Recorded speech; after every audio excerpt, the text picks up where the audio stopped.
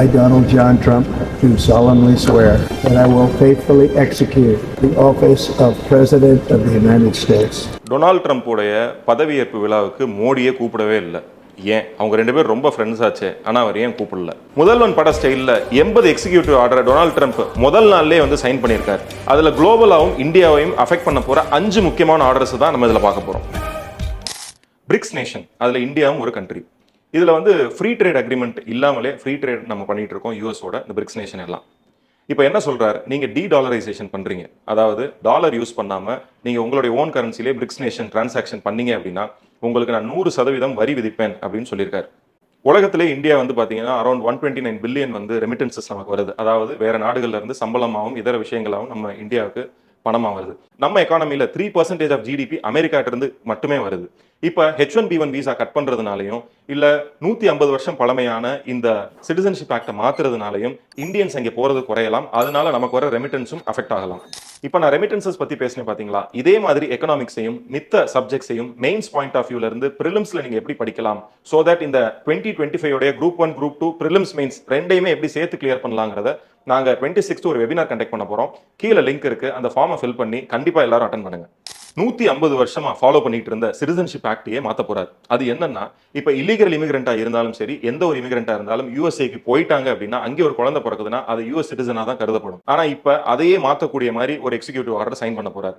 இதனால நிறைய இந்தியன்ஸ் நான் அமெரிக்கா போயிட்டாலே என்னோட குழந்தை அமெரிக்கன் சிட்டிசனா மாறிடும் அப்படிங்கிறதுக்கு பெரிய கேள்விக்குறியா இருக்கு.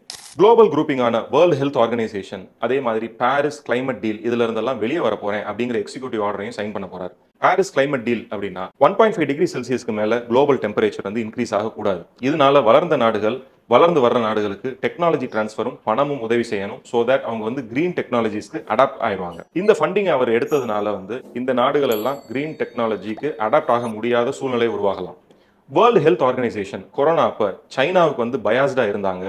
அவங்க வந்து இந்த வேர்ல்டு வைட் வந்து இதை பரவுனதை வந்து தடுக்கலை அப்படிங்கிறதுனால நான் வேர்ல்டு ஹெல்த் ஆர்கனைசேஷன்ல இருந்து வெளியே வர போறேன் அப்படிங்கிற எக்ஸிக்யூட்டிவ் ஆர்டர்லையும் சைன் பண்ண போறாரு. இதனால என்ன நடக்கும்?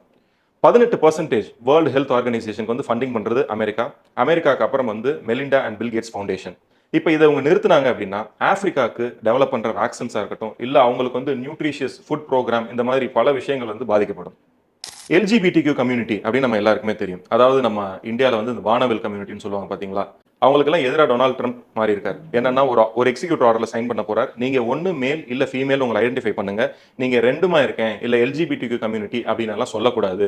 ஸோ LGBTQ கம்யூனிட்டி மூலமா நீங்க ஏதாவது ஒரு வேலைக்கு அமெரிக்காவில் வந்திருந்தீங்க அப்படின்னா அதை வந்து நாங்க வந்து தடை செய்ய போறோம் அப்படின்னு சொல்றாங்க. உலகத்திலே ரொம்ப ஃபார்வர்டா இருக்கிற அமெரிக்காவே இந்த டெசிஷன் எடுக்குது அப்படின்னா உலகத்தில் இருக்கிற மித்த நாடுகள்லாம் இதையே ஃபாலோ பண்றதுக்கான ஒரு அச்சுறுத்தல் இந்த LGBTQ கம்யூனிட்டிக்கு இருக்கு. இந்த மூவ்மெண்ட் வந்து சரியா இல்ல தப்பா அப்படிங்கறத நீங்க கமெண்ட்ல போடுங்க. ரொம்ப நல்ல விஷயமா நான் என்ன பாக்குறேன்னா, freedom of speech and expression இதை வந்து இப்ப கூகுளா இருக்கட்டும் இல்ல நிறைய டெக்னிக்கல் ஜெயின்ஸ் எல்லாம் வந்து பேச்சு சுதந்திரத்தை தடுக்கிற மாதிரி பல லாஸ் கொண்டு வந்திருக்காங்க. அதுல இருந்து வெளியே வரணும் தான் எலான் மஸ்க் என்ன பண்ணாரு, ட்விட்டரே வாங்கினாரு. அந்த ஃப்ரீடம் ஆஃப் ஸ்பீச் அண்ட் எக்ஸ்பிரஷனை திருப்பி நான் வந்து நிலைநாட்டுறேன், உறுதிப்படுத்துறேன் அப்படிங்கிற ஒரு மூவ், அதுக்கான எக்ஸிக்யூட்டிவ் ஆர்டர்லையும் சைன் பண்ண போறாரு. இந்த மாதிரி முக்கியமான ஈவெண்ட்ஸ் அண்ட் கரண்ட் அஃபேர்ஸ் உங்களுக்கு தேவை அப்படின்னா கீழே கரண்ட் அஃபேர்ஸ் டைப் பண்ணுங்க.